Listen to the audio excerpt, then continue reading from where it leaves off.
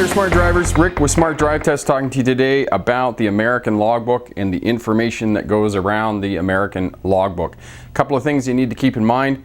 Average speeds. If you get pulled into the weigh scale, you get pulled over by authorities, they're going to determine your average speed and potentially you could get a speeding ticket. You don't want to get a speeding ticket. You don't want to get a violation, because if you do, unfortunately, you're going to end up working the day for free. You don't want to work the day for free. So we're going to show you how to correctly fill out the logbook. We're right back with that information.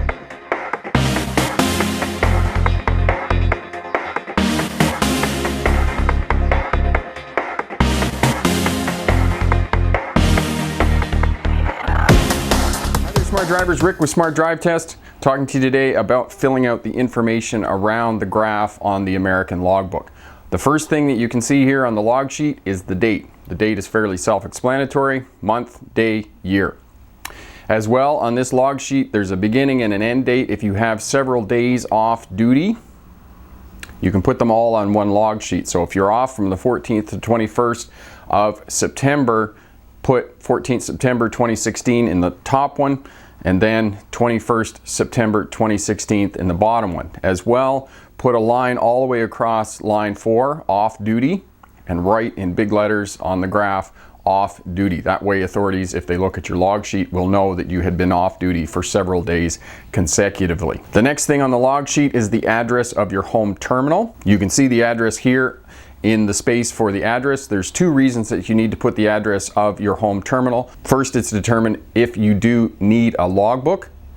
They can figure out the address of your home terminal and determine if you are running farther than 100 miles radius from that home terminal and that you do in fact need a logbook. If you are running less than 100 miles, you don't need a logbook, but the company is required to keep timesheets to determine the hours that you are running.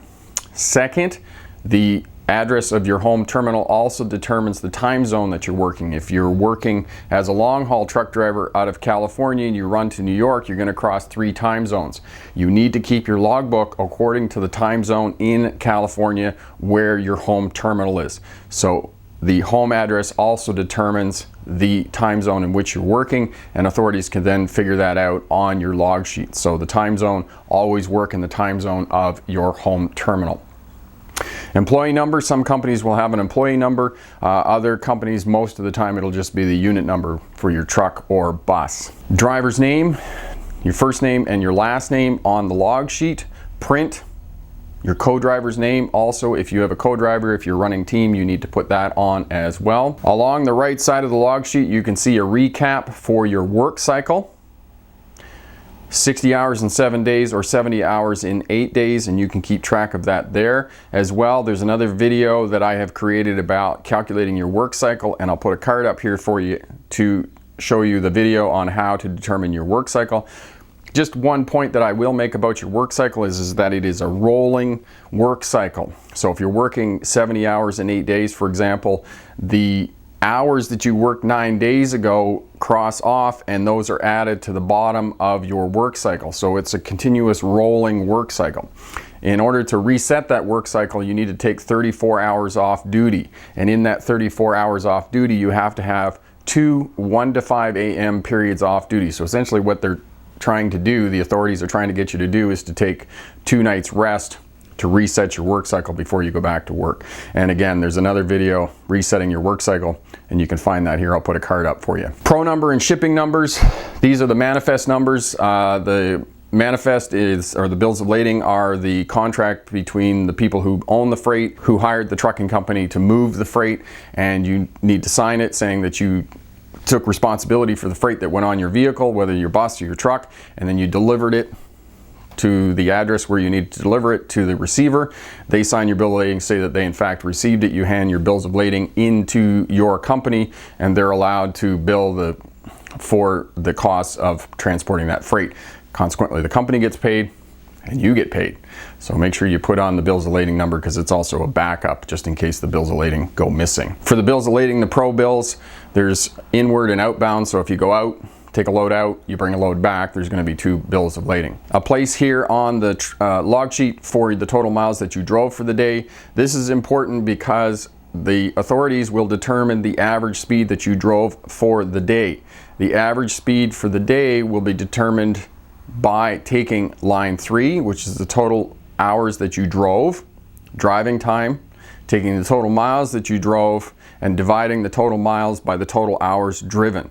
Now, on the flat, eastern United States, other places in the Midwest, you can probably average between 50-56 miles per hour on the flat. If you're running in the mountains, it's probably going to be a lot lower, 43 to 48 miles per hour, depending on how heavy you are. If you're running 80,000 pounds, you're going to be running a lot slower than if you're running light with 20,000 or 30,000 pounds in the box. At the end of the day, when you finish filling out your log sheet, just take a calculator out, take the total miles, divide it by line 3, the number of driving hours, and make sure that you come up with the right average speed. Because potentially, if authorities pull you over and they look at that, you could potentially get a speeding ticket. The other space on the logbook, tractor number, bus number, trailer numbers. All of those need to be put in there to identify the unit in which you're operating. If there isn't a unit number on the truck or bus, use the license plate number as the unit number. Most of the time, these trucks and buses, they all have unit numbers. As you can see on the log sheet as well, there are 2 places for trailers. Semi-truck drivers often pull more than 1 trailer in a day. If you come in, you drop the trailer in the yard, and your other trailer is preloaded. They call it pin to pin. You just pick up that trailer and then you write that trailer number in on your log sheet. Finally, driver's signature. You have to sign the log sheet. The log sheet is in fact a legal document.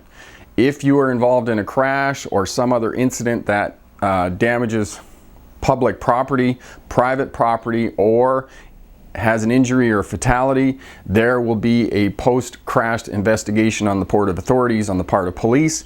They will look at your log sheet and determine the hours that you were driving. So it is a legal document, it has to be signed. As well, in terms of signing your log sheet, it can also be used for the IRS when you file your taxes at the end of the year. There is a per diem for truck drivers if you're running long haul or running beyond the 100 miles of your home terminal.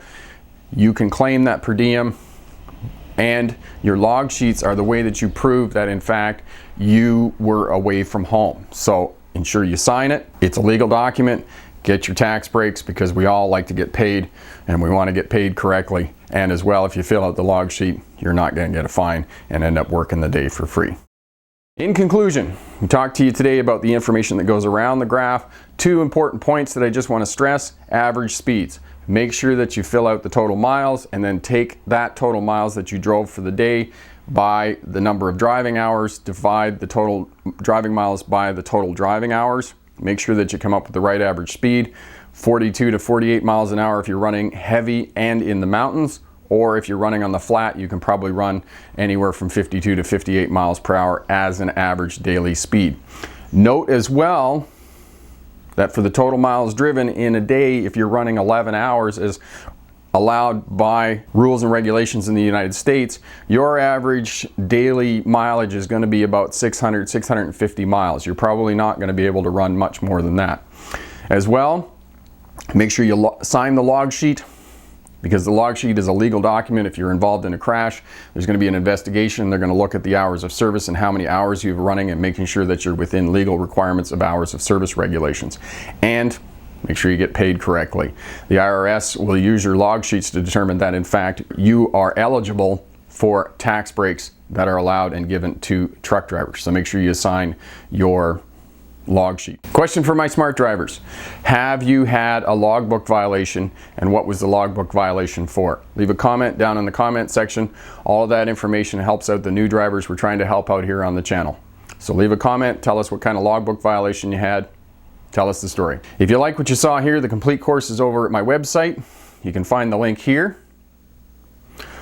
All of the information that you see here, written down rules, multiple choice, 2 exercises that you can do that will teach you route planning, rules and regulations for logbooks. As well, there's a free calculator for figuring out your work cycle. And at the end, there's a certificate of completion. All of that for less than $25. I'm Rick with Smart Drive Test. If you like what you see here, share, subscribe, leave a comment down in the comment section.